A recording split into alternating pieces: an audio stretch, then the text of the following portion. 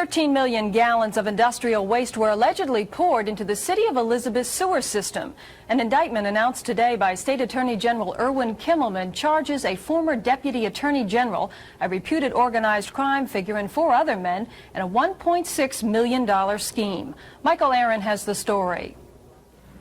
KIT Enterprises of Elizabeth was in the business of processing industrial waste. The waste was supposed to be treated in this clarifier and properly disposed of. Allegedly, however, KIT didn't always treat. Sometimes it merely disposed, right down the sewer. At its peak, KIT was taking in tens of thousands of gallons of chemical waste every day. This ledger we obtained, for example, was used by KIT to record incoming shipments. It shows the thousands of gallons that KIT took in during one random 5-day period in late 1981. Its customers were paying KIT for proper disposal, and today's indictment says KIT defrauded them. The customers included Coca-Cola, Clairol, Carter Wallace, and other major companies. The Elizabeth Police Department and the State Police took special notice of KIT in 1979 when Joseph Jojo Ferrara started working here.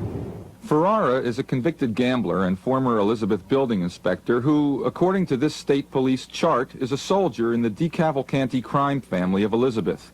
The acting boss of the family, according to state officials, is John Riggi of Linden, seen here exiting one of his favorite meeting places, the airport Sheraton outside Newark.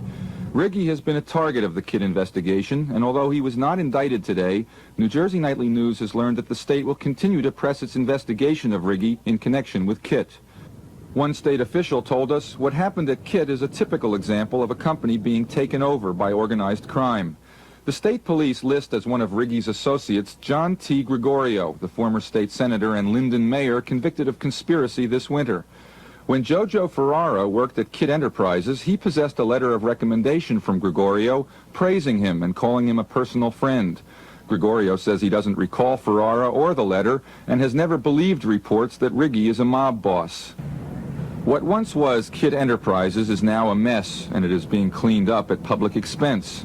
Included in today's indictment is George Gregory, a former Deputy Attorney General who prosecuted toxic waste cases for the state before he became a vice president at KIT. In Newark, I'm Michael Aaron.